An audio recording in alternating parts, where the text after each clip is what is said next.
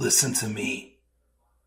If there was a wise man who would ever think of this, they would say in order to be superior to the man, you've got to be the man. For I am the man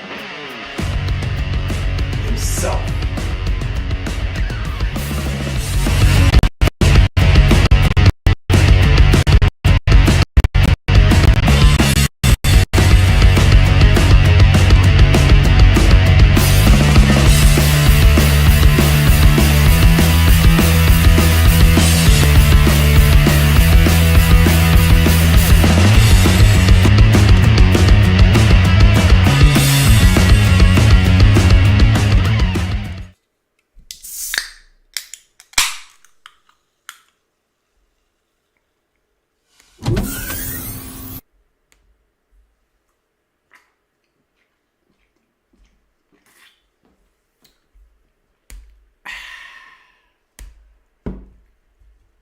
Ladies and gentlemen, boys and girls, we have entered a new era. And not just, of course, in wrestling, but also, of course, with the channel as well. If you did see the whole opening, you saw that I did create a new intro. Which, yes, I'll be real, it really isn't that much different from the original intro. Mostly just some, fancier effects on the text. More of, a couple preset backgrounds and whatnot. A new soundtrack also. So, it's not much yet. But again, as time goes on, when I do find the time to sit back and re-enhance my skills with Adobe After Effects, eventually you will find me having a little more fancier and a little more improved, some more touches added to the graphics that I just added on. But until then, what's going on, guys? This is the Club of the Man 1993, and I know this is late, but we are here live for my live review of this week's episode. This week's episode. I'm getting too far ahead of myself. We haven't gone to Raw yet. This past weekend's extravaganza, WrestleMania 40. We're going to talk about both nights in one stream. Took place Saturday, April 6th, and Sunday, April 7th, 2024, at Lincoln Financial Field in Philadelphia, Pennsylvania. Just about 5 hours down the turnpike from me. And we're going to take a look back at everything that happened on both nights. Review night 1 and night 2 all in one stream, as we've been doing since WrestleMania has become a 2-night show. And also, again, this is the new setup that's going to be for pay-per-views, something like this. Again, the one thing I definitely want to change, though, is the graphic down here. I was just afraid if I put it up, behind everybody, something like this with, there's 5 people, it may interfere, but just something I might need to, of course, play around with a little bit. But again, there's a little more motion. We got the fireworks, the moving backgrounds. We got, the movement of the different, social media platforms that follow with the channel as well. So that's all, again, just some early basic touch-ups I'm doing with the graphics. When I get to the Raw review, which probably will be tomorrow, of course, I do have to update that because there's new champions from when I first made it. But, it's a nice start. But again, I will definitely, tweak things as time goes on. My overall thoughts on WrestleMania 40. How were both nights? Well, let's just start by saying this. I have been used to the fact that I think most years when they've done 2 nights of WrestleMania, I always feel night 1 has been a little more superior than night 2. This year, I felt it was the complete opposite. Night 2 was definitely the better night. Night 1 was fine. I wouldn't say it was horrible. It wasn't great. It felt like after night 2, it felt like it was just a warm-up. It felt like they were purposely, because I felt that the way I described night 1, most of the matches I liked. Some were just meh, like decent, or didn't do much, but most of them I can say I expected a little bit more. But it felt like, I don't know, because there were 7 matches, it felt like they were rushed a little bit. It just felt like to me that they did want to burn us out completely on night 1. And then night 2, they went all out. From special entrances to some surprises to all sorts of craziness happening in night 2. And of course, though, I did do live reactions night 1 with one of my nephews. I forgot what we gave him the nickname for that night. But I did it for the main event, the tag match. That unfortunately, I was so exhausted. I was so exhausted by that point. So those flubbed for sure. I didn't do live reactions, though, for night 2, because I was watching at my friend's house. We were expecting more people to come, so I didn't bring my laptop. But then, of course, when it was just mainly the normals, I recorded audio-wise, for some reason it didn't turn out well, the last, 5 minutes of the main event of night 2. And my one friend did, in fact, record our how excited we got at the ending of night 2. So I did, to kind of make up for that, gave it a little treat and just threw it right back in there just to see at least a little bit, or hear a little bit of our reactions. Again, I wish I could have gotten more, but it is what it is. But night 2 was definitely the superior show. Night 1 again was fine, but like I said, I know a lot of people were disappointed by it. I definitely expected a little bit more for some of the matches from night 1. Couple little weird things also that I thought happened on night 1. But again, I still can't say it was awful. It was, to me, a warm-up for night 2. And night 2, I think, just knocked it out of the park big time. And I had so much fun, for sure, this entire weekend.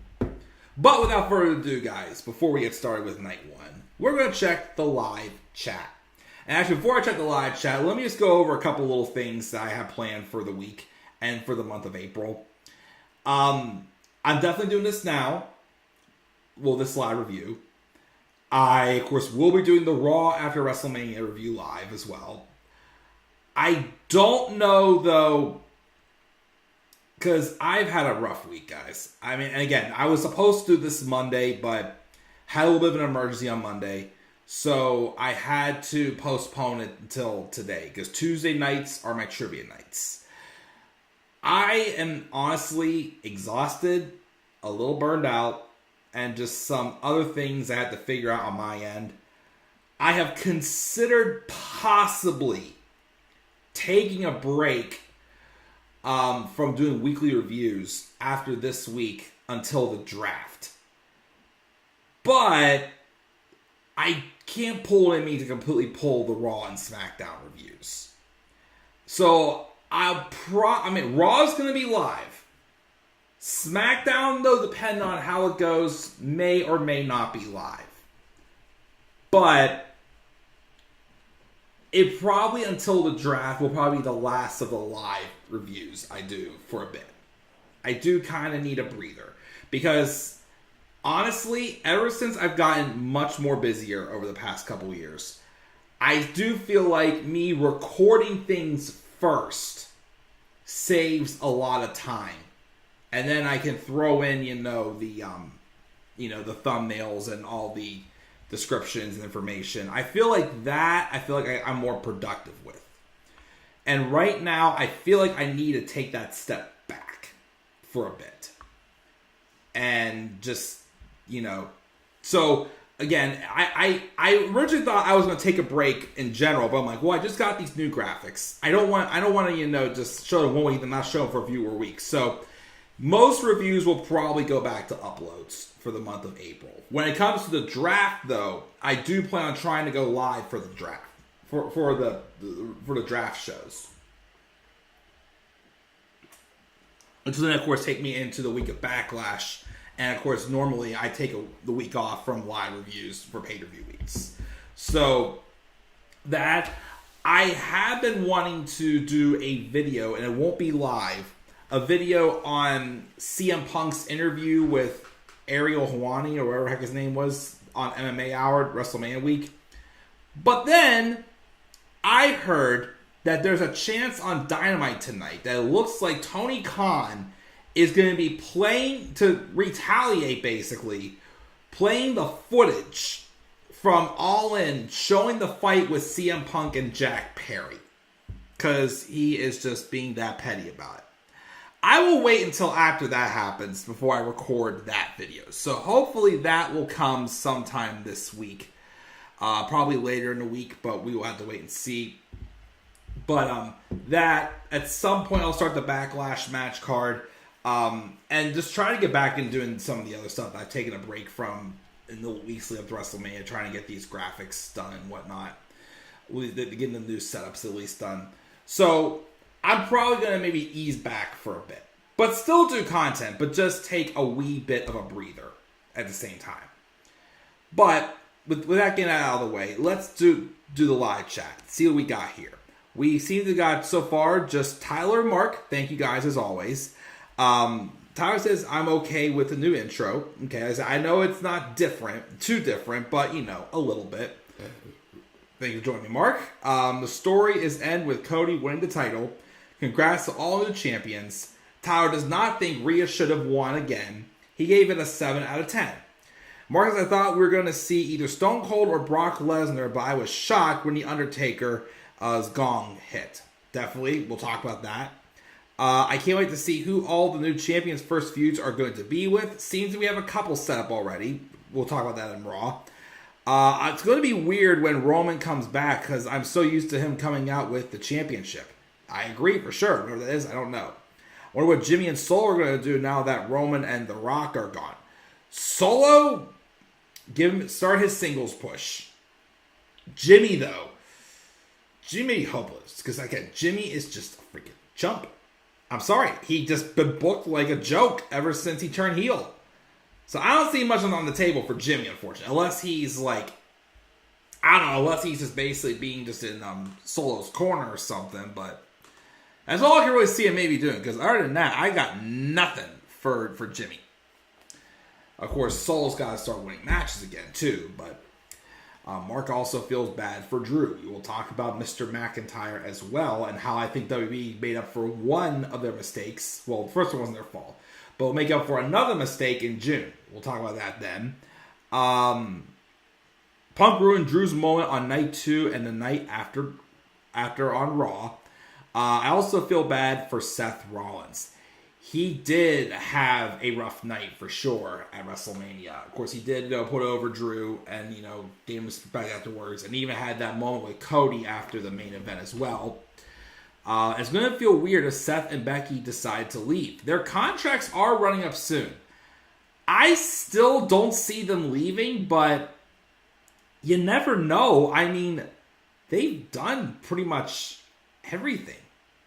So if they decide to leave, it's going to be a little surprising.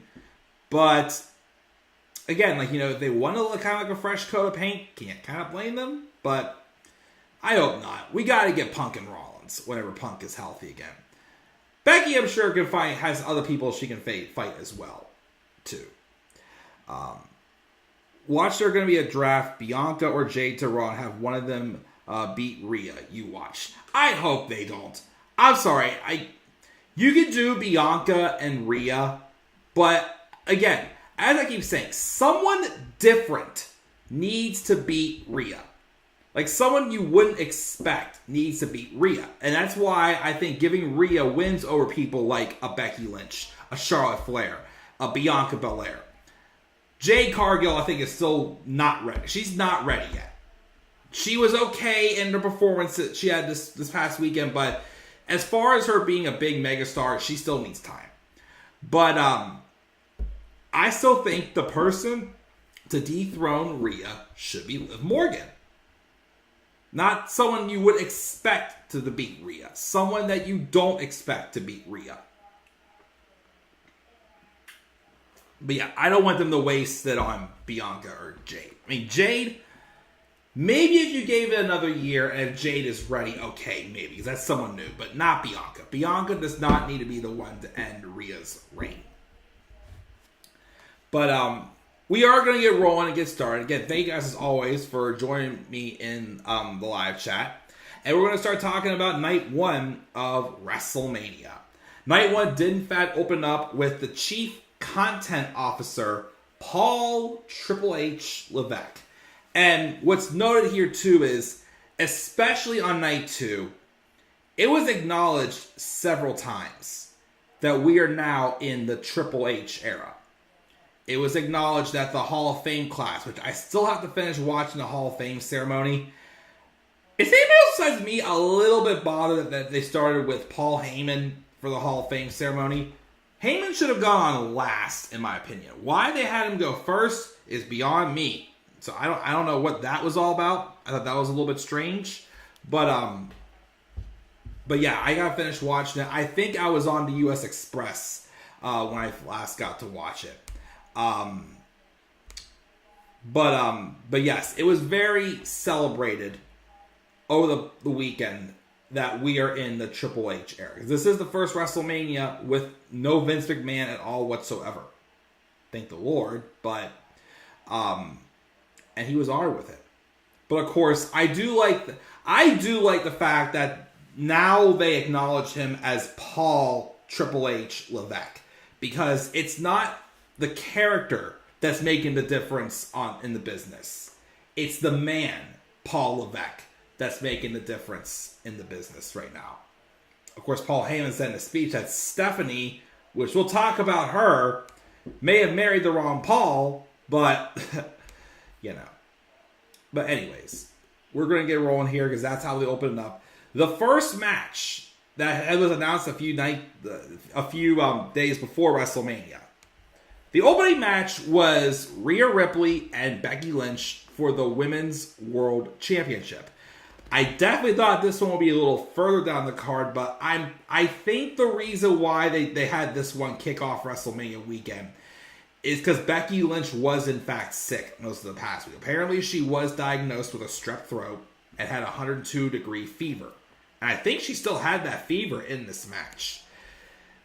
Funny enough, though, well, I shouldn't say funny enough, I did expect this match to be superior to the other women's title match on night two. Again, I don't know if it's because Becky was sick or whatnot. This was still good. I did like some of the close near falls. I also, of course, really liked the ending whenever Rhea picked up Becky and hit her and did a riptide on her on the top turnbuckle, and then did a second riptide in the middle of the ring to get the victory. And so she technically won clean, which was great. But again, as I said before, I felt they could have done a little bit more. But again, they may have been a little bit limited with Becky being sick, which sucks. But it was still a good match. A nice opener to get us, hot and ready. Night one, though, Philly was not as energetic, though, as they were on night two. But also, Rhea also had a very badass entrance as well, which also stood out for this match for sure. But Rhea Ripley does retain, as I felt she should have. Again, I love Becky Lynch, but I don't think she should have been the one dethroning Rhea. I still think that needs to be Liv. But I think, again, it was a good opener. But surprisingly, it was not as good as the other women's title match on night two. I was surprised. But that is how we opened the show. The second match was the original match I thought was going to open the show, which was this 6-team, 6-pack challenge, 12-man, whatever you want to call it, ladder match. Judgment Days, Finn Balor and Damian Priest took on the Awesome Truth, Miz and R-Truth, DIY, Johnny Gargano and Tommaso Ciampa, The New Day, Xavier Woods and Kofi Kingston from Raw. And the 2 SmackDown teams were A-Town Down Under, Austin Theory and Grayson Waller. And the New Catch Republic, Tyler Bate and Pete Dunne. This match was great, but there was a couple weird things. Well, really only one weird thing about the match. I did again also feel like that they didn't give this match as much time as it should have. It did also feel just a wee bit rushed. But what was not really announced till the beginning of the match, they had the Raw tag titles hanging on separate hooks than the SmackDown tag titles. So basically, you had to climb the ladder twice to retrieve the titles. But of course, one team could grab one set of titles, and the other team could grab another set of titles. So, but this is before, of course, we knew there was a draft. And I went into this match not expecting Judgment Day to retain. But the only other heel tag team in this match is A-Town Down Under. I thought maybe what they would do when it was made clear that the tag titles, both you had to grab each... Oh! And I just spilled my drink. Lovely. Lovely, lovely, lovely. Hang on 1 second, guys. You'll get to see the news. Stay tuned. I just spilled my drink. 1 second.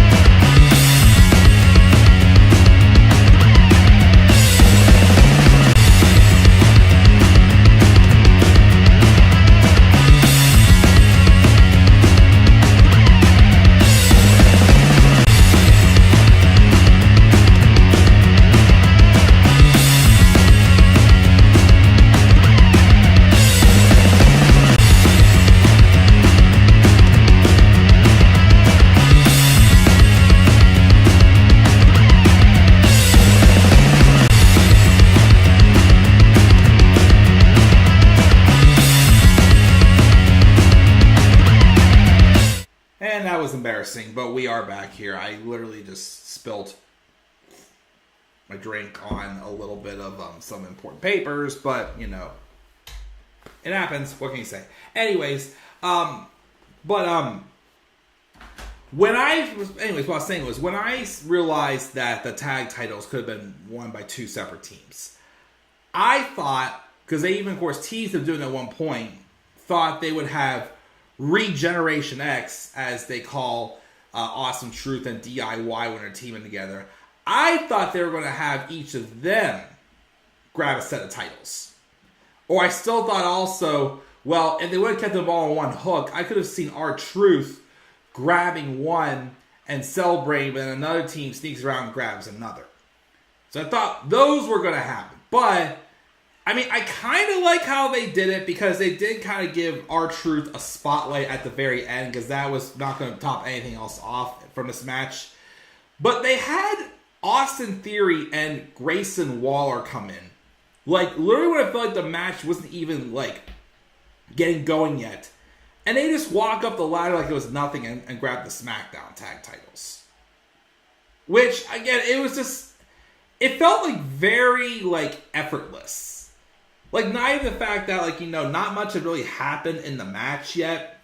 So to me, it kind of, I was like, okay, weird. I didn't really... I just thought it was odd. But I get it. They're the only other heel tag team in this match that wasn't champions. I just thought it was booked weird. But of course, they eventually would get taken out, thrown through the ladder. New Catch Republic did do some stuff, but they didn't stand out as much in this match as I thought. They did do like the double moonsault where they did moonsaults off a ladder from one side and the other side. Tyler Bate did, I think it was Finn under and a ladder up at the same time, did his little airplane spin thing and whatnot. So they did a couple spots, but just not as many as I thought they were going to do.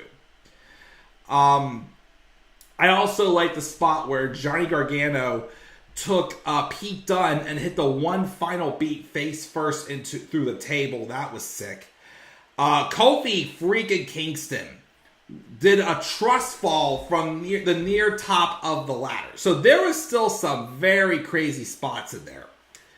JD McDonough did get involved, of course, as well, trying to help Finn, but of course it backfired for sure on them, and eventually JD got thrown off the ladder into the table. Again, I still was not that trust fall by Kofi did kind of make up for it. I still think Imperium, though, should have been in this match instead of New Day. Imperium won the feud with New Day. So why did they then have to job out to the Judgment Day, and then New Day, who lost the feud, gets a chance to be in this match, yet Imperium didn't? I still didn't get that. But there was also a moment in the match where R-Truth was on the apron, wanting a hot tag, even though, again, it's basically a free-for-all. So Miz, going along with it, does do the hot tag. R-Truth comes in and does John Cena's 5 moves of doom, because he says that's his childhood hero, John Cena. And he even, of course, after hitting Finn Balor with an AA, goes for a pin and counts to 3 himself, which I thought was quite awesome. Eventually, though, I think Damian Priest was climbing the ladder, about to grab the Raw tag titles. R-Truth comes in, grabs Damian Priest, chucks him over the rope to the outside with an AA. And at this point, though, everybody... Oh, yeah, I forgot also. After Johnny Gargano hit that one final beat on Pete Dunne through the table, Tommaso Ciampa, from the top of the ladder, did an air raid crash on Tyler Bate, which was sick as hell. But after Truth gets Priest out, he then climbs the ladder, soaks in the moment, and he unhooks the tag titles clean. And Awesome Truth win the Raw tag titles. And then Miz gets in, climbs up, and to surprise, Miz not getting jealous of the spotlight, he celebrates with R-Truth. R-Truth finally gets his WrestleMania moment. I was so happy for him. Again, had it not been for R-Truth getting this over with the story of him believing he's in the Judgment Day, which, spoiler alert, he still does after what happened on Raw this past Monday. We'll talk about that when we get to the Raw review. But again, he deserves this. Again, he is over like hotcakes. Literally, like, cool with being the most over low-card guy on the roster. And again, someone who literally at one point to me I thought was annoying, to then like literally like make me disinvested in him is something else. Now I thought maybe he'd bring back little Jimmy at some point, they have him go heel again, but I don't think that's happening.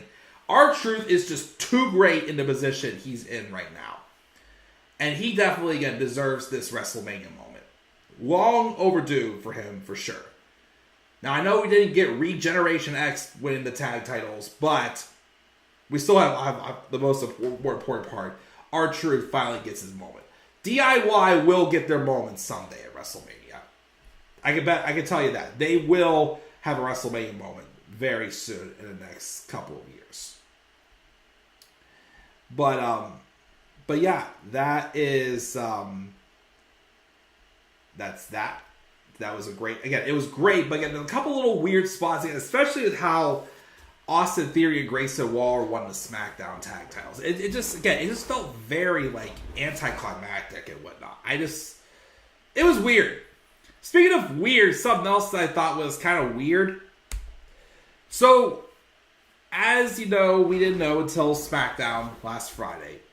This tag match was originally supposed to be representing LWO, Rey Mysterio, and Dragon Lee. And they were taking on a team of Legado del Fantasma's Santos Escobar and Dirty Dominic Mysterio. But then on SmackDown, Dragon Lee was attacked. By who, we don't know. It's obvious it's going to be Carlito at some point. And replacing him was a surprising Andrade El Idolo, or just Andrade, whatever they're calling him now back in WWE. Called Cien Almas! But they won't. This match, though, was definitely one of my least favorites of the night. The match itself was fine. I mean, the only spot I really remember, well, a couple spots. I do remember when Andrade held Rey on his shoulders and they kind of did like a double crossbody with him on top of each other, which I thought was really neat. Andrade did this thing where he goes for like a moonsault and he misses, but he lands and then does like a follow-up moonsault and landed there. So he had a couple nice spots in there. But I guess what kind of took me out of this match, and this is me not saying, oh, we can't get celebrities involved. I just felt that this wasn't the match to do it. And that was towards the end of the match. We have two masked men wearing Philadelphia Eagles attire come out. And they toss in Dominic and help the LWO secure the victory. And it was then revealed that those two masked figures were Jason Kelsey and Lane Johnson. And I was kind of like, ugh. I don't know, like a throwaway match, well, I shouldn't say throwaway, but a match like the Philadelphia Street Fight, which we had Bubba Ray, spoiler alert. Or, I mean, I know it wouldn't have worked in the women's match, but even if it was like the 6 women's match, or like a showcase tag match like they had at WrestleMania last year. I feel like that would have been a little more fit, but this had a long-term story to it with Rey and Santos. And now, everybody's just going to be talking about how Jason Kelsey got involved. It didn't feel like this was the right match to do that. I don't know. It might have just been me. I know I've had my bitter history of, not being a fan of, them giving a big spotlight to celebrities. You could have done that. I get why they did it. But again, I just didn't feel like this was the match to do it in because there was a story. I really thought Carlito was going to turn on Rey Mysterio. But, as I've said before recently too, why does everybody have to turn on Rey? Why even team up with Rey? Because everybody's going to turn on him. Dominic did it. Batista did it. Santos did it. Carlito is about to do it. How many more people can freaking turn on Rey Mysterio? So, I don't know. I just thought that ending was a little odd. It kind of took me out of the match a little bit. Yeah, so there was a couple good spots in there. Again, like that double crossbody I thought was neat and whatnot. Again, I did not expect Andrade to get on this card, but I'm not going to complain though. He's looking great as always. So, that's that match. Then we got this match. Probably the match one of the matches I was probably looking forward to the most for the longest time. Brother versus brother. Jey Uso versus Jimmy Uso one-on-one. The video package, though, the hype video before they did this match, I thought was off the charts. Awesome. It was very well done. Told the story great. Then the match happens, though. I wouldn't say it was bad. I would, though, say I did expect a little bit more from this match. I don't know if it's because, again, the Jimmy Uso heel character just really has not had any development at all. The match kind of made me think of when Seth Rollins and Dean Ambrose had that match back at TLC 2018 when Ambrose first turned heel, and it was surprisingly a very boring match, probably because it needed a stipulation. But it had that one, like, storytelling moment where Ambrose tried to get into the head of Rollins and goaded him in and tricked him into beating him for the winning Intercontinental title. I was getting that vibe when Jimmy, who was getting his ass kicked most of this match, even though it was like basically them doing the same moves back and forth, finally like he was starting to give up and tell Jay he was sorry for everything. And Jay was for real buying into it. But then Jimmy tried to trick him, and it looked like Jimmy was about to beat him. If that was the case, I probably would have given this match maybe a little bit more leeway, because it did kind of like, it would have been like a shocker and kind of like finally like gave Jimmy like a little more of a direction. But even that wasn't enough, and Jay still just won the match. So I would say it was decent. Not horrible, but decent. Definitely one of the weakest matches I thought of the night. Like, I thought maybe there's a chance that this feud could continue, because we really have not had any story development. Like, this is definitely probably the feud that I'm most disappointed in the build. Because I felt like they had plenty of opportunities to advance this sooner rather than at the last second like they did. But now it's like, okay, they really didn't do much to, like, you know, have Jimmy have any reason to fight. Because now he looks like even bigger loser than he's been. He's basically been just the Bloodline's punching bag since he turned heel last summer. So now I really don't see any reason for this feud to continue, if I'm being honest. Jay wins. He's moving on to the main event scene, of course, and we're moving on from there as well. So that was that match. Then we had this 6-woman tag match with Bianca Belair, Naomi, and Jade Cargill taking on Damage Control's the women's tag champs Asuka and Kairi Sane and Dakota Kai. Not much either from this match. It was definitely another one of the weaker matches of the weekend. I mean, it was fine for what it was. I did think the women coming out with the entrances, especially Bianca, Naomi, and Jay, kind of like being dressed up in a little more costume and whatnot, and having a little more, you know, kick to their entrance, I thought was very neat. But of course, the match was circled around mainly the fact that this was Jade's WrestleMania in-ring debut. She didn't really do much. I mean, the few moves she hit, she was fine, but it did make me go oh my gosh, put the belt on Jade Cargill. Like, I'm kind of like, okay, eventually, yes, but she still has her ways to go. She still needs work. Yes, I know Triple H kept her off TV for months till he felt she was ready, but at some point, you're going to have to get TV experience in order to get better. But I still feel that right now, she's not as big of a household name as they're kind of making her out to be. I think she still has to earn that ladder, if you know what I mean. But they get the win as expected. They didn't pin Asuka. It was Jade pinning. All 3 women hit their finishing moves on each of them. And the final one was Jade hitting Jaded on Dakota Kai. But we've given all 4 horsewomen their WrestleMania moments now. Can we please give Asuka that victory finally at WrestleMania next year? The woman is 0-6 at WrestleMania. 0-6. Yet she went 500, 600 some days, whatever the heck it was, undefeated. And she hasn't won a single match at WrestleMania. That, I think, is ridiculous. Absolutely pitiful as well, I should say. But smoke alarm went off. I think it's all good. My wife's just cooking dinner, which she's a good cook, by the way. But yeah, I don't like the fact that they also gave Asuka yet another loss at WrestleMania.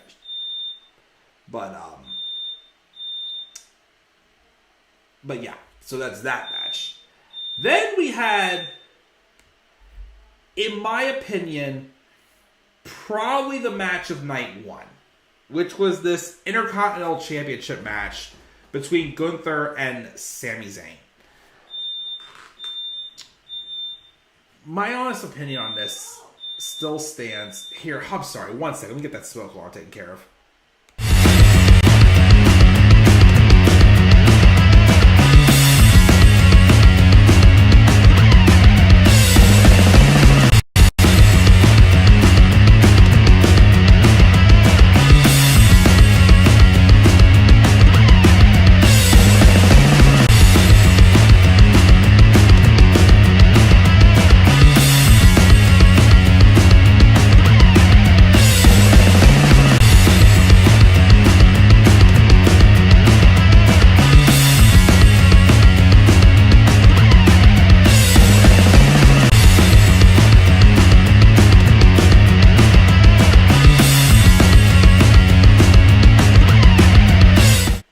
So sorry about that, guys. But anyways, we are nothing smoking. But anyways, this match. So here's how I can describe this match. Watching this match, I can tell the story they were trying to tell is basically like Sami Zayn's Rocky. Because, we're in Philadelphia, the Rocky statue, all that jazz. I've only seen the first Rocky movie, by the way, so I can't really compare them all, but I know that was kind of like the point of this storyline. And I'm watching the match, and Sami Zayn is basically doing exactly what Sami Zayn does best in his element, when he is the ultimate underdog, getting the absolute crap chopped out of him by Gunther. But still, fighting back.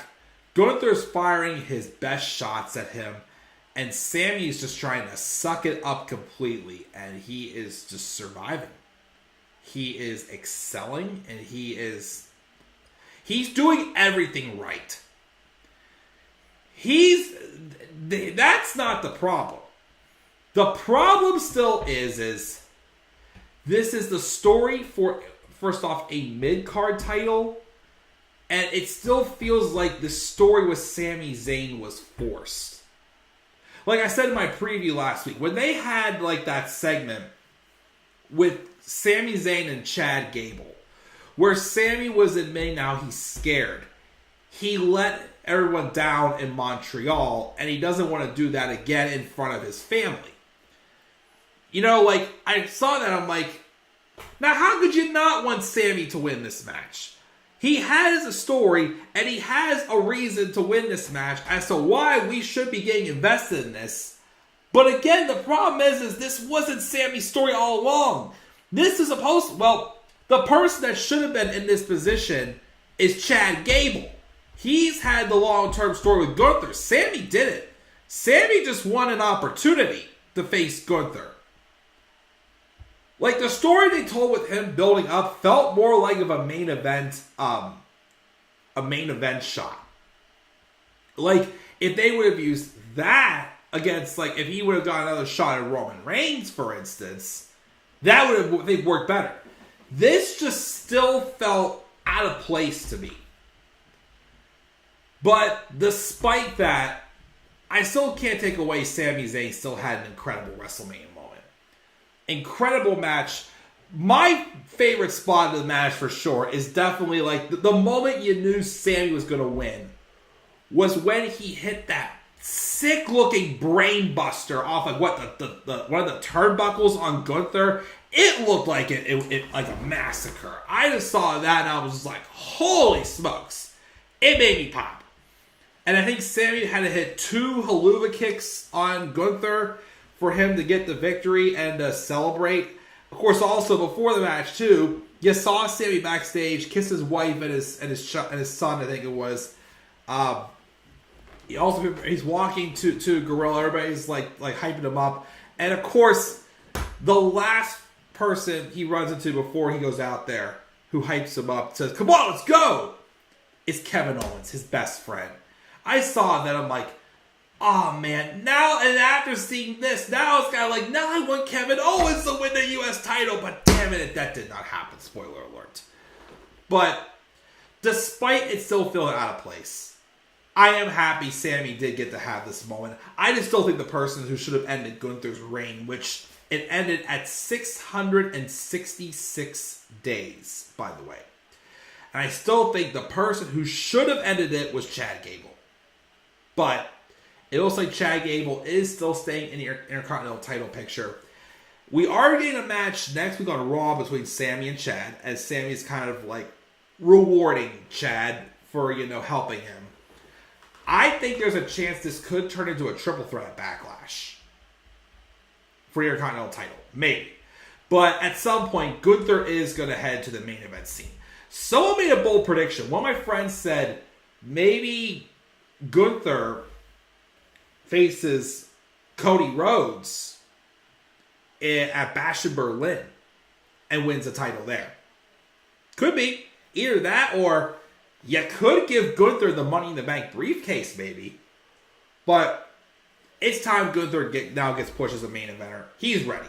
He is definitely ready. But again, congratulations to Sami Zayn for sure. Like I said, it still feels like that this was a little out of place. We have that match. And then finally, Night 1's main event. The long-awaited, well-built tag match with the Bloodlines, the Tribal Chief, the Universal Champion, Roman Reigns, teamed up with his cousin, the Great One, the People's Champ, one of the members of the TKO board, the Final Boss. My wife's making noises in the other room. The Rock, Dwayne "The Rock" Johnson. I was waiting for that. They teamed up and took on Cody Rhodes and the World Heavyweight Champion, Seth Rollins. Another match where I would say was good. But again, I expected maybe a little bit more out of this. A little more drama. Maybe a little more, I think, a little more of like a, we didn't get as much interaction with Mama Rhodes as I thought. I mean, I don't think the match was no DQ. They maybe could have made a no DQ and gotten the belt more involved, because the only time that The Rock used his belt was when he whipped Cody with it towards the end of the match, which was led to the downfall of the babyfaces and The Rock and Roman winning the match. But it was a slow match for a good portion, and as you saw in the live reactions, I was kind of falling asleep. I didn't think it was bad, it's just that I was just exhausted. But of course, I felt the match really got started when Cody, and again, the other thing too, which we'll mention this as well when we get to the main event of night 2, how Seth Rollins, the idea of, can Cody Rhodes trust Seth Rollins? Because of their history as well. Seth Rollins, at one point in the match, pushed Cody out of the way, and that's when Roman accidentally speared The Rock, which that woke me back up and got me even more invested back into this match. We had that happen there. Cody and The Rock, I know, got brawling, and I know Cody hit The Rock with a rock bottom through the announce table. Roman speared Seth through a barricade, which was freaking awesome, by the way. And I think night 2, Cody speared Roman through a barricade, which that was different. I've never seen someone actually spear Roman through the barricade. But again, it was, a little slower, trash talky until the last few minutes, and then it got very fast paced and chaotic. And once again, it looked like Cody was just about to win. But then history so repeated himself when The Rock took the belt and whooped Cody in the back with it.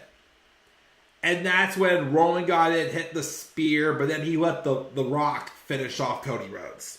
Hitting, of course, I think a rock bottom, and then, of course, hitting the People's Elbow and pinning Cody Rhodes, officially stacking all the odds against Cody for night 2, making it Bloodline rules. like I said, I think the thing that disappointed me, though, was the fact that there wasn't as much involvement from Mama Rhodes. I thought we were going to get a little bit of blood in this match.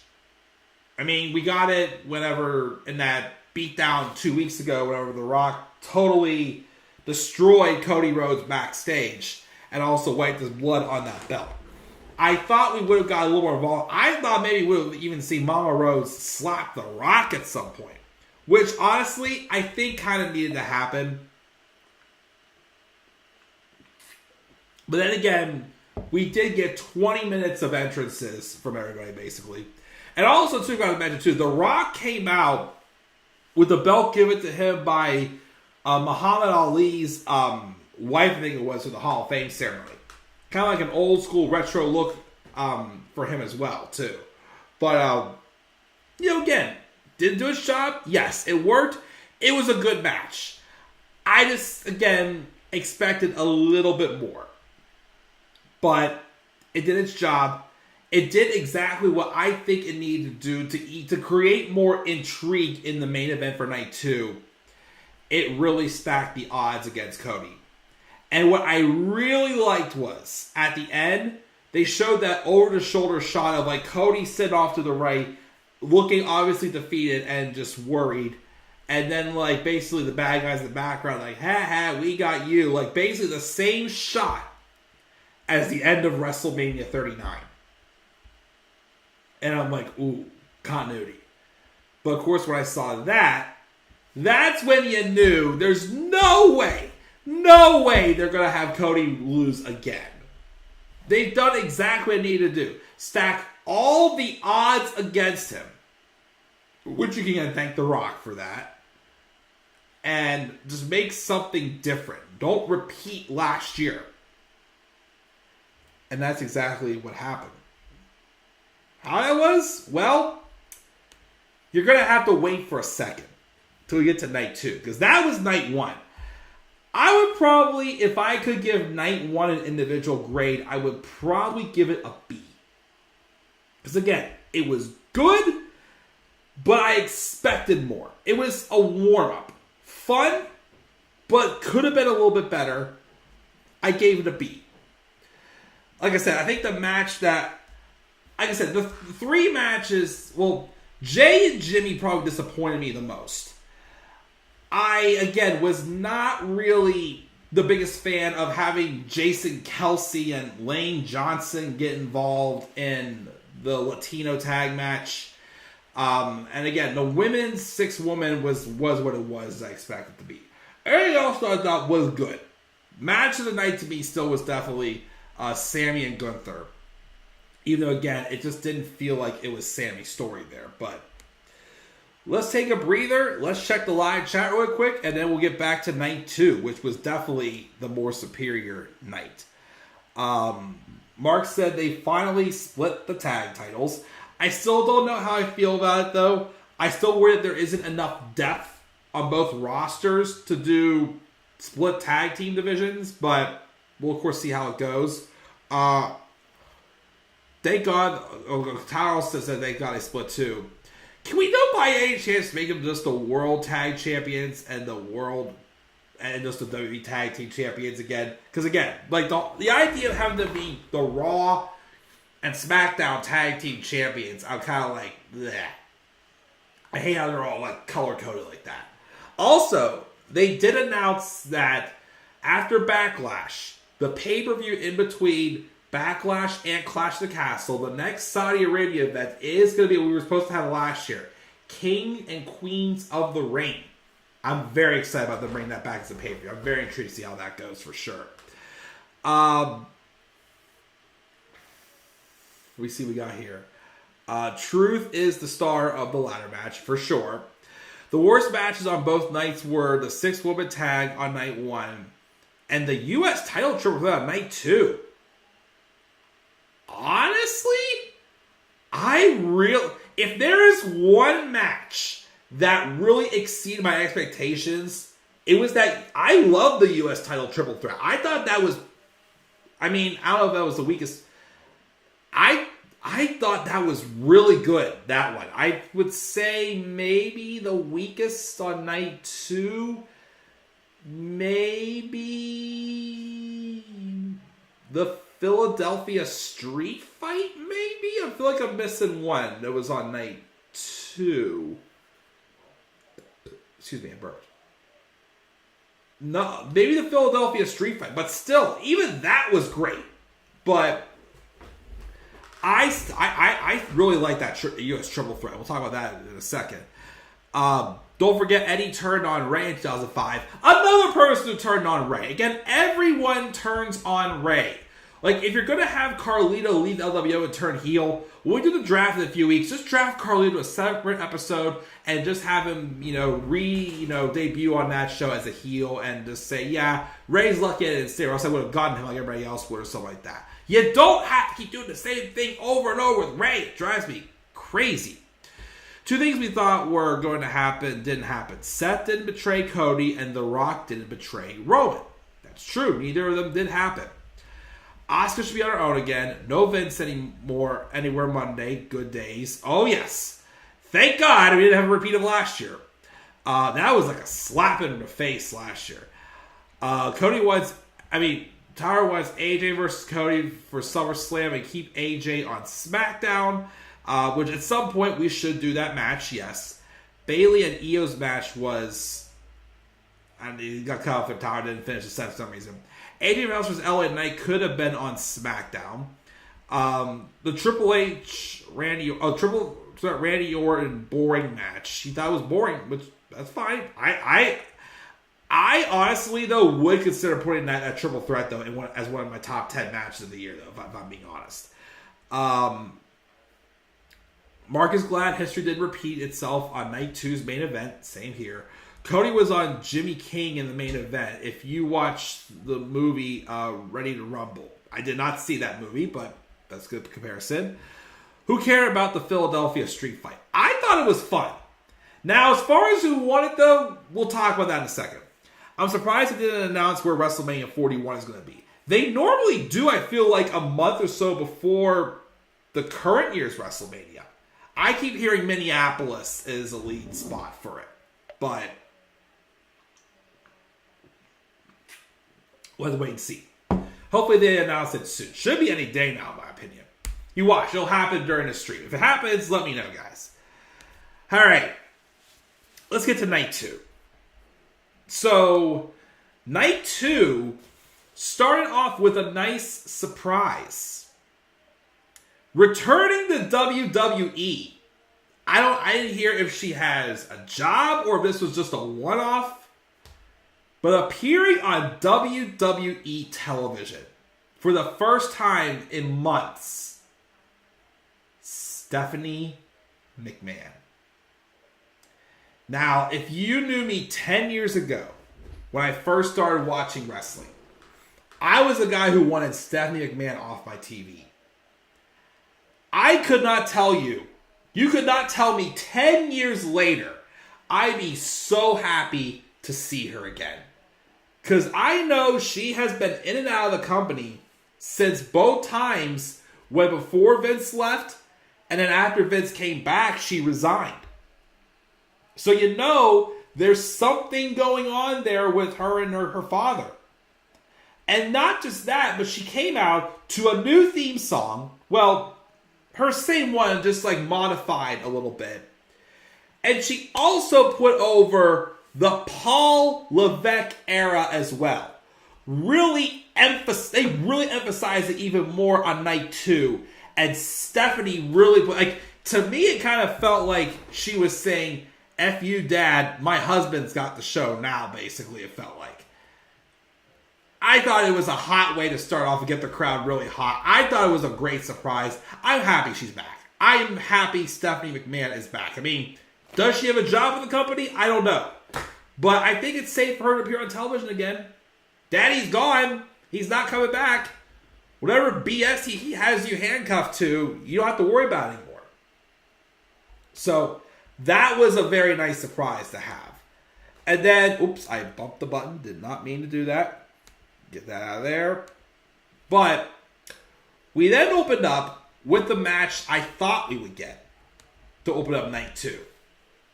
And in fact was Seth Rollins, the World Heavyweight Champion, versus Drew McIntyre. And on commentary was CM Punk. Now, I forgot to mention, Seth did get a special entrance on night 1. Night 2, first off, night 2 had a lot of special entrances.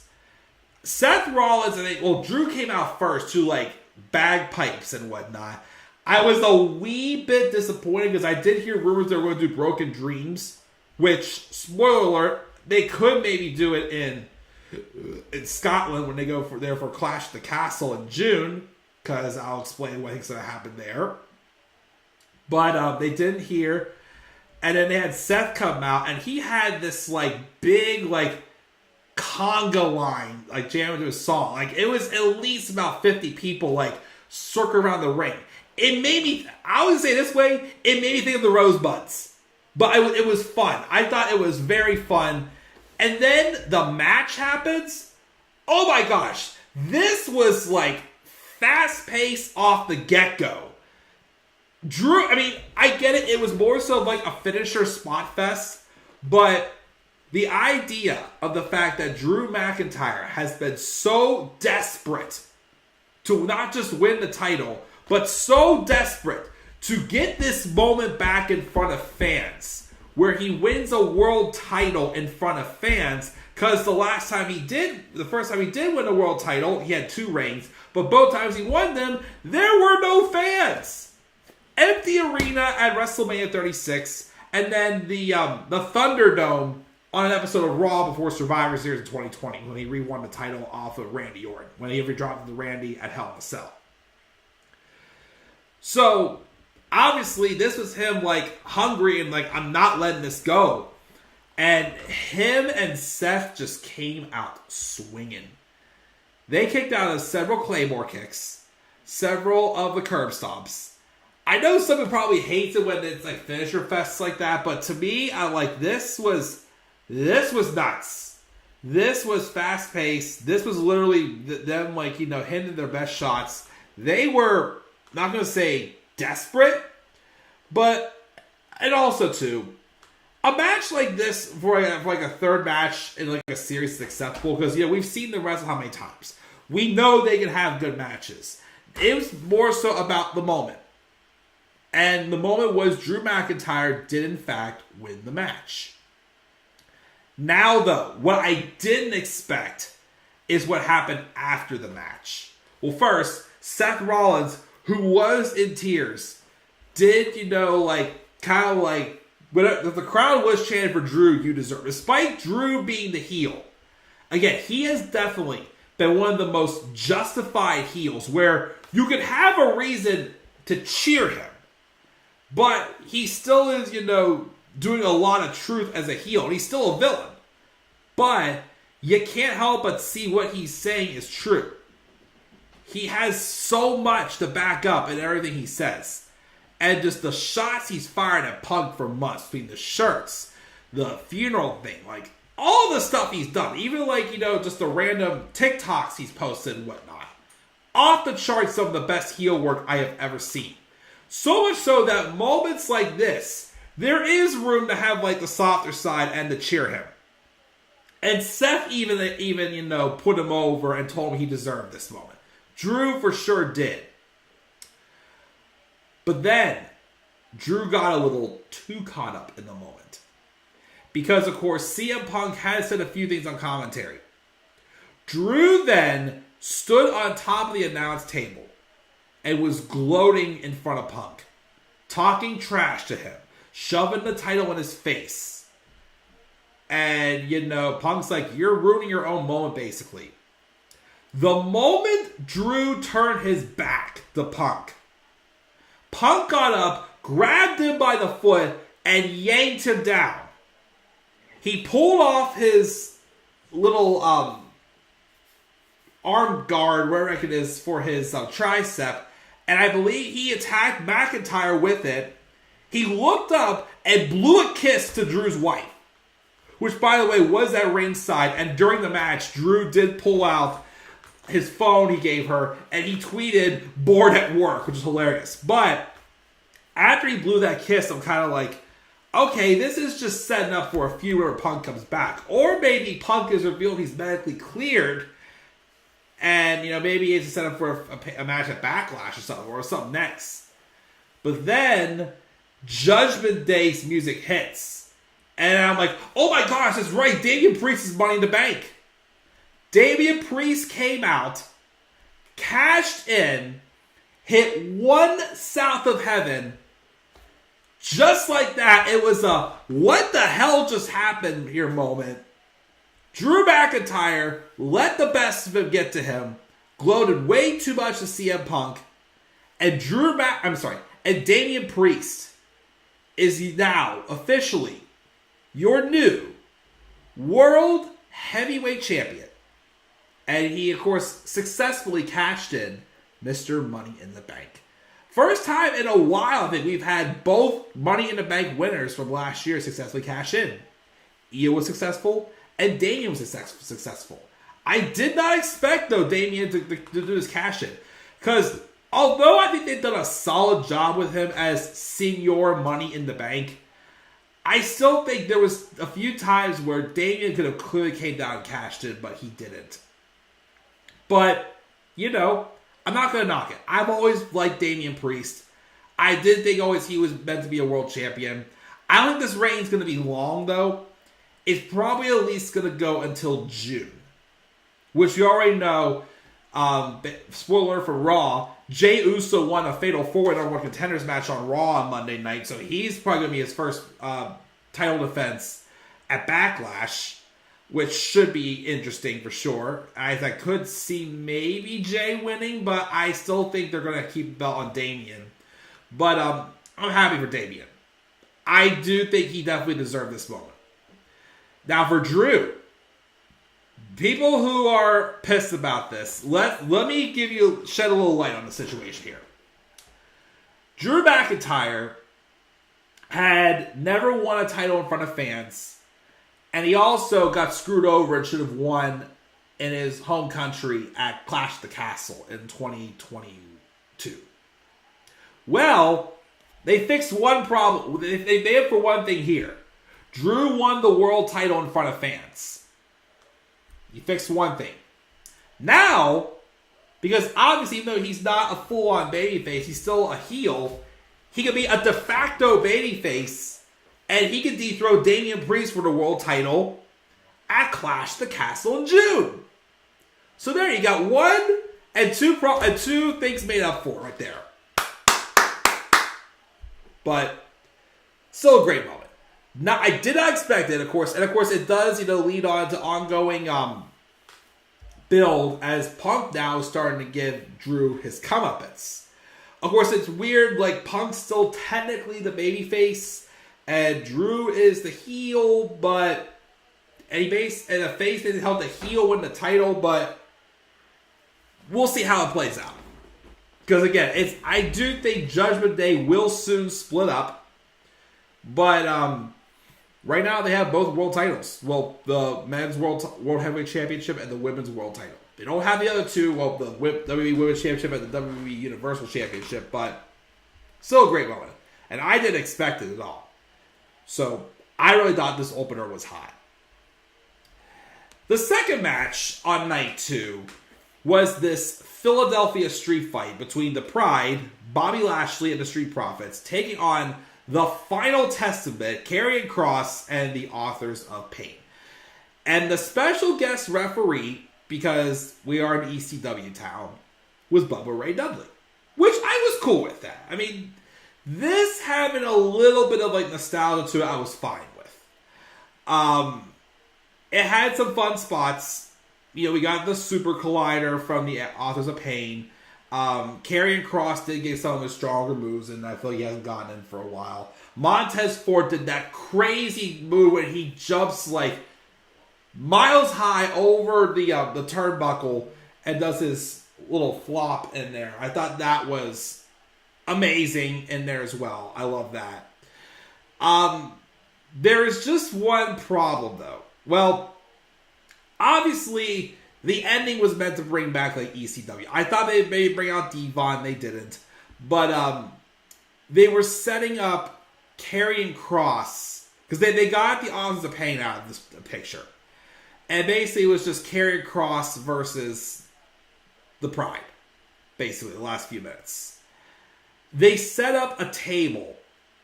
And the table broke on its own. So that was a little bit of a table botch there that kind of hurt it a little bit. But then they grabbed kendo sticks and just whacked the heck out of Karrion as they reset up the table. And then, of course, with help from Bubba Ray, the Pride did beat the Final Testament. Still a fun, cool down car crash type match. I just still wish the Final Testament would have won. I felt they needed this win more than the Pride. Because I kept hearing rumors for a while. There were plans for Karrion Kross post WrestleMania. But now it's kind of like, well, you already kind of exposed them. And the Final Testament really just hasn't done much already. So, what I did see, though, is apparently they did make an appearance on NXT last night. And it looked like, I think Nathan Frazier and Axiom won the tag titles, and I think they attacked them after the match. When I saw that, I was thinking, if there's no room for Karrion Kross to grow on the main roster, maybe sending him in the Final Testament back to NXT may not be a bad idea. Because he can rebrand and developmental. Get some heat going, some fire behind this. In a place where they're more familiar. Because remember, Karrion Kross was basically built as the next Goldberg in NXT. And then, of course, they screwed that up when they had him lose to Jeff Hardy in 90 seconds in his main roster debut. Still, in my opinion, one of the worst matches for sure of all time. Which is why it was number 9 on my list. But,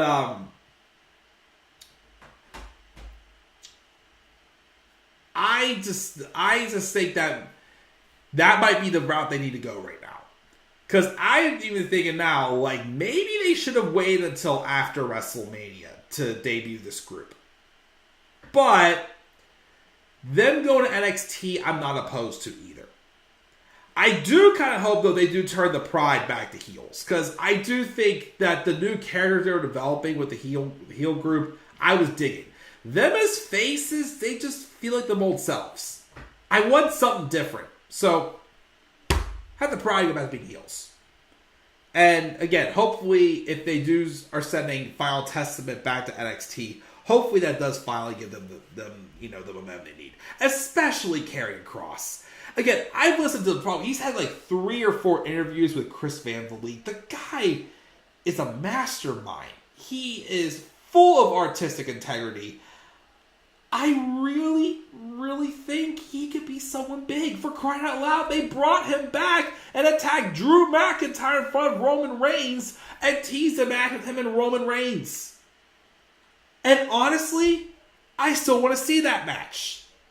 But we gotta get Karrion back on track to being the monster he once was. So, I'm praying that maybe sending him back to NXT could get them back on track. Until then, though, we'll have to wait and see. But still, a fun match. The next match was LA Knight and AJ Styles. Another great match as well. One that felt they did very well, making it feel very personal between the two of them. You felt the tension and the heat here. I do think this could have used a stipulation, though. But again, still fast-paced, great spots. Felt like two men who legitimately did not like each other. And not much really to say, but LA Knight did win, as he should have. Again, I hate seeing the fact that AJ lost again, because AJ's been losing a ton for the longest time. He did debut new theme music. Kind of like his old one better, but whatever, it's fine. But, yeah, LA Knight does win. When's he fighting Logan Paul to win the U.S. title? It's got to happen soon. At some point. Hell, The Rock comes back again. Have The Rock fight LA Knight. LA Knight and CM Punk. LA Knight and Cody Rhodes. Still a lot you can do with LA Knight. And that is not his opinion, my friends. That is a fact of life. Yeah. But he wins this match. And then we had, again, as I said earlier, one of my favorite matches of the weekend. This triple threat match for the U.S. title. Logan Paul, Randy Orton, and Kevin Owens. First off, I forgot to mention this at the beginning of the stream. This was the first pay-per-view that had the Prime logo in the ring as like the sponsorship. I like that they didn't have it like popping out in color.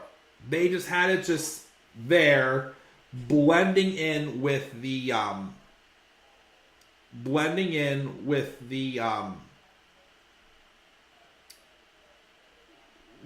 want to call it now? Blending in with the ring. They didn't have it like popping out, being too much of a distraction. I could have lived with that. I'm still not going to drink it though. But of course, Logan did make a special entrance. He also came out with someone dressed in like a Prime costume, which we knew off the get-go was KSI. It for sure was KSI. We knew from the get-go. And then, of course, the first part of the match was Randy Orton and Kevin Owens just, double teaming up on Logan Paul until they realized, wait, we can't win this together. We have to, go every man for himself. And they went at it there as well. We had a couple other little crazy spots in the match as well. There was some drama with the brass knucks where I think somebody kicked out of getting hit with the brass knucks. I can't remember. I think it was Randy. But eventually, I think Randy got a hold of the brass knucks, and someone did hit Logan in the face with the brass knucks as well, which, thank God. There, of course, was a table spot where the Prime bottle did pull out someone from the ring to save them from getting pinned. For Logan Paul getting pinned. And then, of course, it was revealed, in fact, was KSI. And then Randy Orton just went ape shit on him and RKO'd him through the table. He even ripped the whole Prime bottle off of him. But, KSI just did not care. And then Randy just RKO'd him straight in there.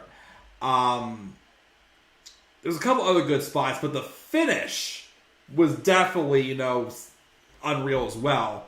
Because they had Kevin Owens going for a pop-up powerbomb. I think Logan was still down from the brass knuckle shot. And I think actually somebody did give the referee back the brass knucks. Kevin Owens went for a pop-up powerbomb on Randy Orton. As Randy was coming back down, he turned around, he turned and reversed it into an RKO. It definitely, to me, contended for that WrestleMania 31 spot with Seth Rollins and the curb stomp to the RKO. This time it was a pop-up powerbomb to the RKO. But, of course, Logan did get Randy out of the ring. And then he climbed up, did a frog splash going, way high up in the heavens down. And he got the victory pinning Kevin Owens. But it was fast-paced, crazy spots. The drama with the brass knucks, I think this was one of my personal favorite matches of this weekend. It was that awesome. Poor Kevin Owens, though. I wonder if they're going to turn him heel soon. I don't know because I feel like his babyface run has kind of reached its mileage. But I just don't know how they make him a heel again.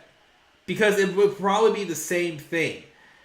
And I don't know, maybe he could get jealous of Sami, but again, it's like him and Sami were fighting for 10 years straight. You can't have them just be friends again for 1 year to go back to fighting each other again, but Kevin Owens needs a singles moment again. He really does. I don't get why. Heck, also, he should have been a multiple world champion. Well, now that we have full-time champions again, maybe that could change, but you never know. But, just my opinion, though. But yeah, so we had this match. Then we had this women's title match with Io Sky and Bayley. Bayley did debut a new theme song. It was kind of, tweaked of her old one, but, I liked they gave her something where it felt like, she has a little bit of her old self, but a little bit of like her softer side is showing more and more. And this match I thought was fabulous. Lots of near falls. And Io Sky, I'm sorry, I don't care what anybody says. Io Sky, when the cuffs are off her, she is definitely one of the best women's wrestlers in the world today. And I feel like on the main roster, they haven't given her that many chances just to go all out. Like they did in this match. Or like they did last year in Puerto Rico when she took on Bianca Belair. And I think she had one match with Asuka. I think it was over the summer before Asuka joined Damage Control. But, I'm sorry, in the fall. Because Io won the title at SummerSlam. But why do they hold back on Io?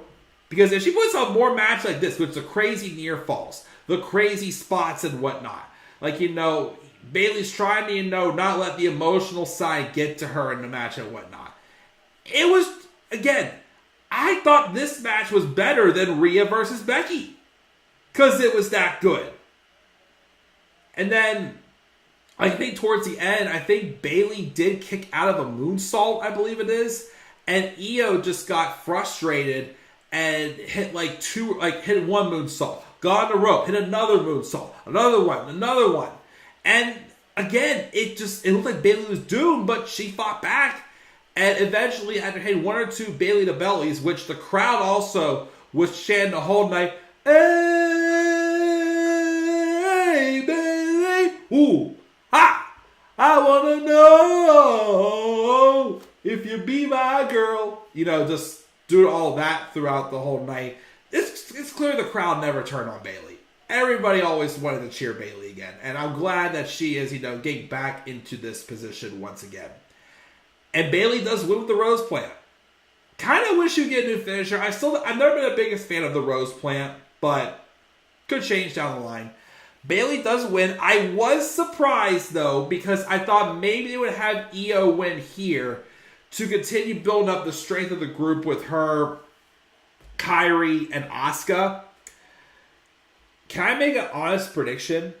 You can easily kind of change that by having Damage Control. Well, having Io, Kairi, and Asuka boot out Dakota Kai at this point. I know Dakota just sided with them, but I still feel like there's a lot of mileage you can do with that group. I still think you should bring in Meiko Satomura, if, of course, she wants to move to the United States, that is, and her kind of be in this group as well. I think that it's something more that just needs to be explored with, I feel like. But yes, definitely my favorite women's match of the weekend. And then finally, let's talk about it. At this point, well, I went maybe not my number one match of the year, but definitely my number two, because I still would give, as of now, Will Ospreay and Konosuke Takeshita my match of the year so far, I would say. But this match, part 2, Roman Reigns, Cody Rhodes, Bloodline Rules. Anything goes, was 99% perfect, in my opinion. First off, the entrances were off the charts. Also, I forgot to mention, when in the last match, when Bayley did her special entrance, I did not know until this entrance, and my friend told me that Bayley's actually Egyptian. I thought that was the fact that she came out kind of like being brought in as like an Egyptian queen, which I thought was very, very cool. And even Io had a cool entrance too as well. But these entrances, they had Cody Rhodes rise as a hero wearing a mask. And he also had Brandy Rhodes come in with him as well. The moment I saw Brandy was there, I'm like, oh, Cody definitely is winning this now. And then, has Roman Reigns ever had a special entrance? Because they had an orchestra playing his entrance. And if I'm being 100% honest, I kind of like that way just a wee bit better than the actual version of his song. I did. I honestly was like, can he keep this version? Because, I mean, the other version I've grown to like, but this orchestrated version I think is even better. But the match happens.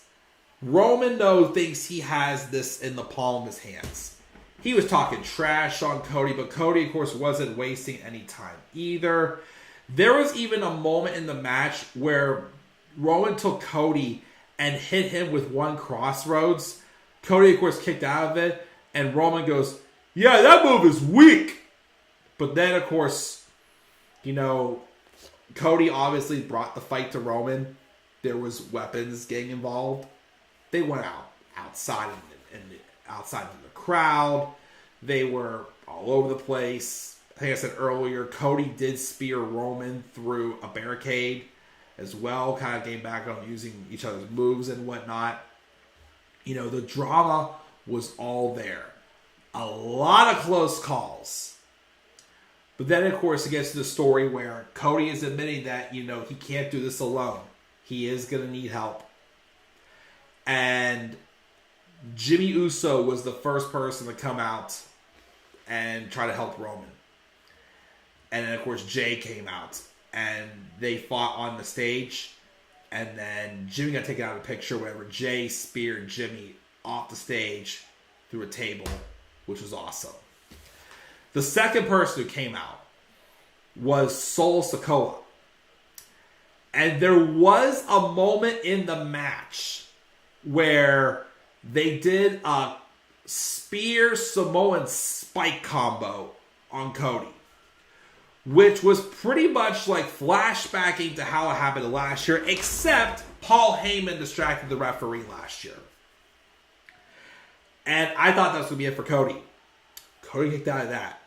Cody had already kicked out of a spear. He kicked out of the crossroads when Roman hit it on him. He kicked out of the spear and Samoan spike combo. And then Sol continued to beat him down. And I kept saying, I need to see him. Where is he?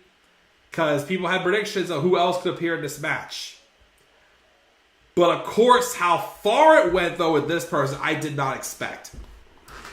But John Cena did, in fact, appear. I predicted John Cena to be the one to equalize Solo because Solo was the one who wrote him off TV back at Crown Jewel. Cena got rid of Solo. I think he AA'd him through the announce table. But as soon as that was done, I didn't even think about this one happening. The Rock's music hits. And I'm like, oh shit, we're getting a Rock and Cena moment. So they came face to face, and then Rock took out Cena with a rock bottom.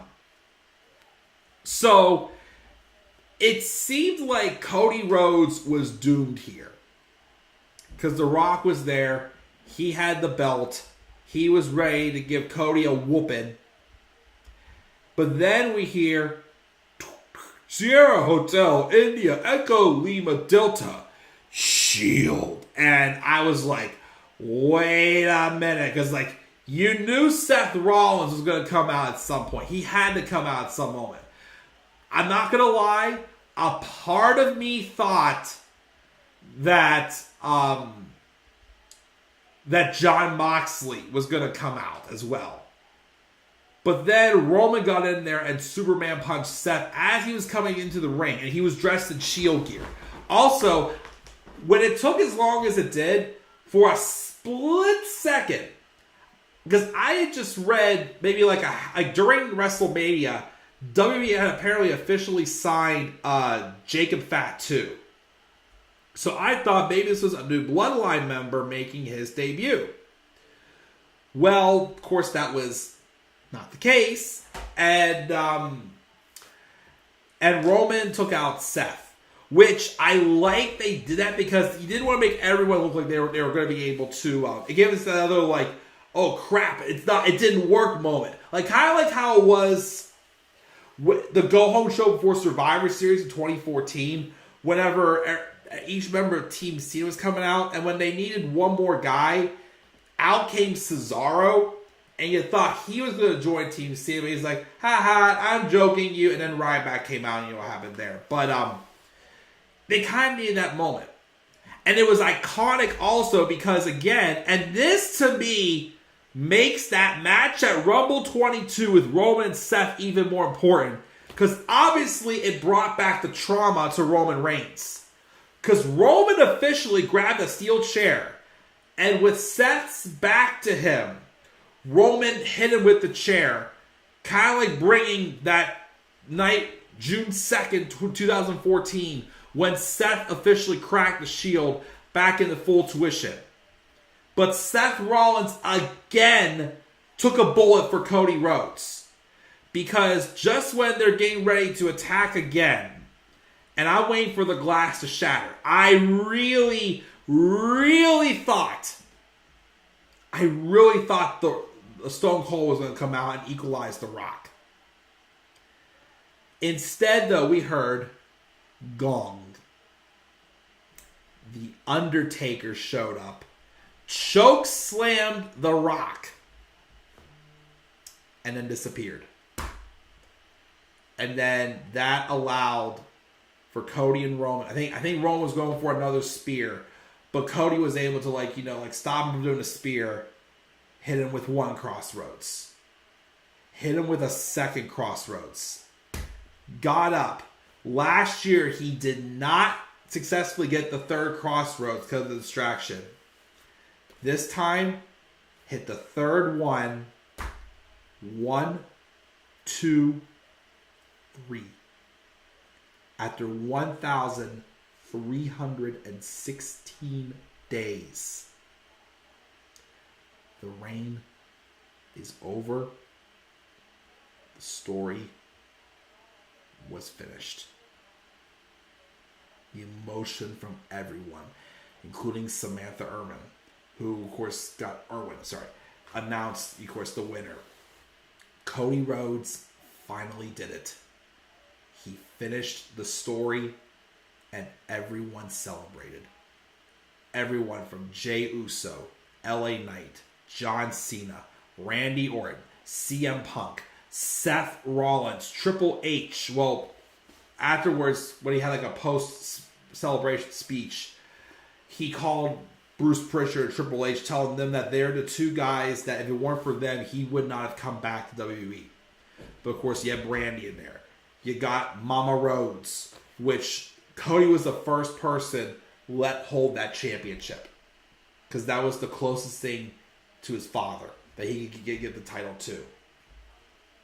Incredible moment. Absolutely incredible moment. And then the speech afterwards Cody made was even great as well.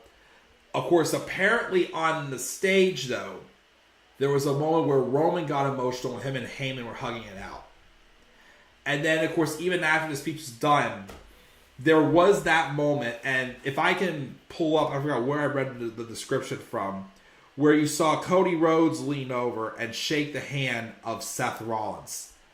As it proved once and for all, Cody was able to trust Seth Rollins. Hang on, where is it at? I gotta pull this up. Where did I see this? I'm scrolling through and reading this analogy.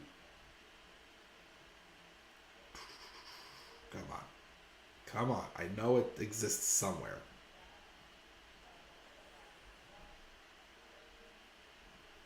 I can't find it.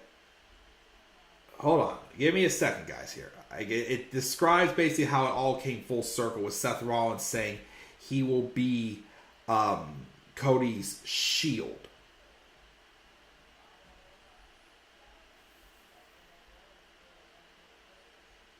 I am going to find this. Come on. Come on.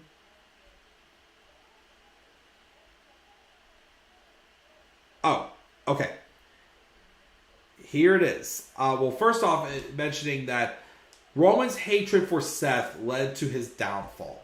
The 10-year trauma that's festered in his psyche since 2014.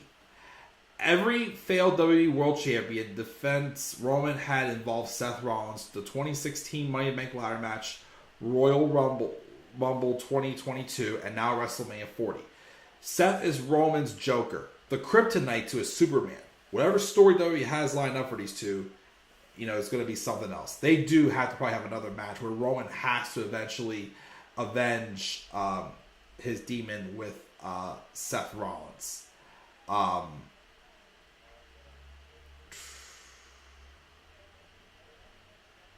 where is it? I saw something where they said something about the thing with Seth and Cody, where, again, it was basically kind of like it all coming full circle, where Seth did in fact fulfill the promise.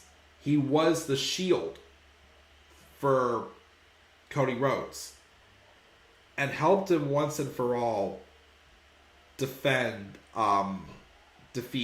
the Bloodline.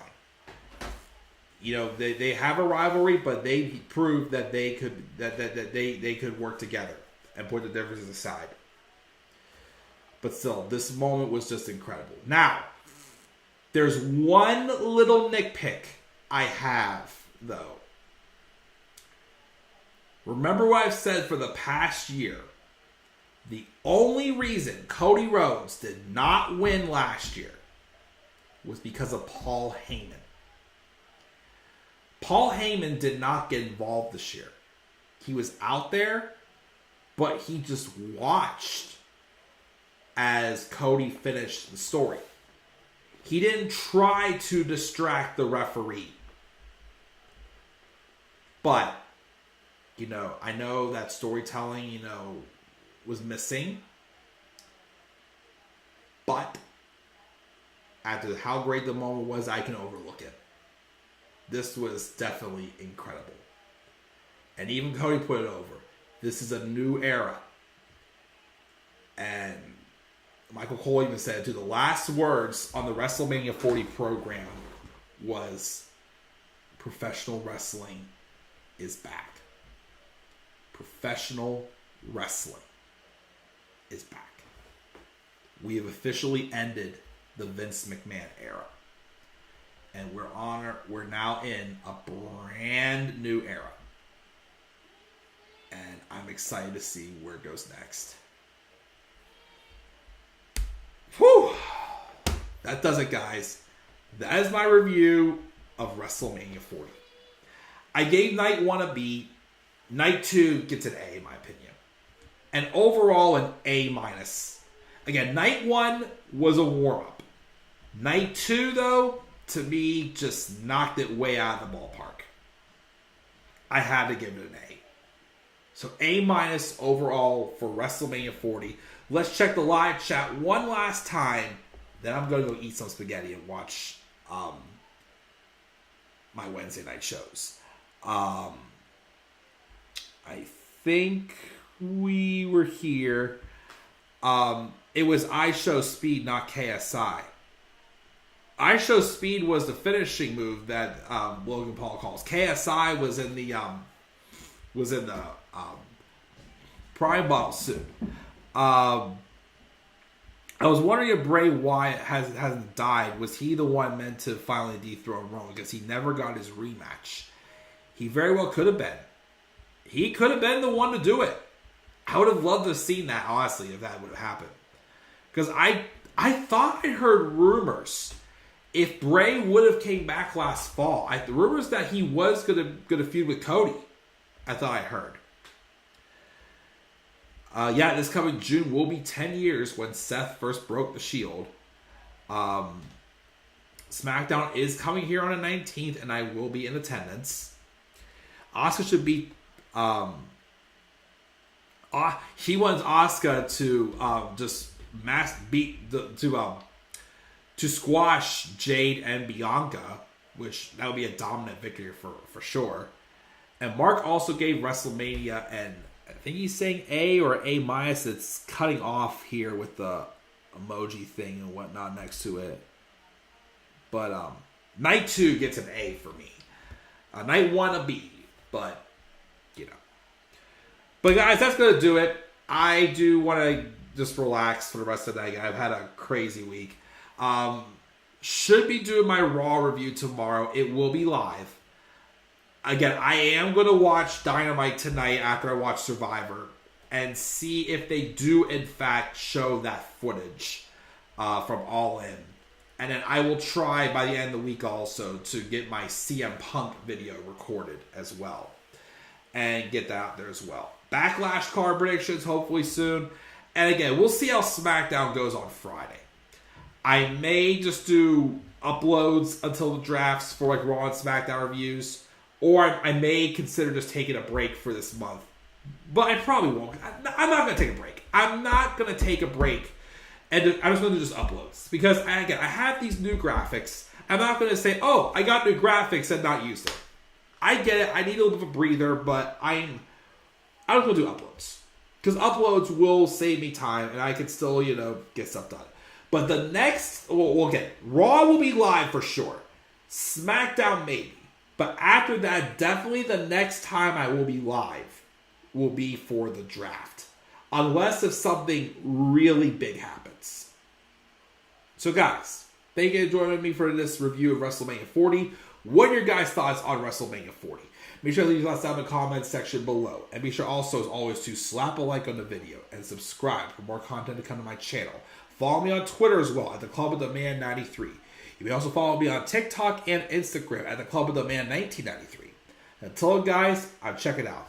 I'll catch you guys all later. And do not forget, in order to be superior to the man, you've got to be the man. And for I am the man himself. And make sure you also enjoy the new outro. Again, not much different, but just a wee bit different. But again, they will be tweaked eventually. But that, guys, is not just an opinion. That is a fact of life. Yeah!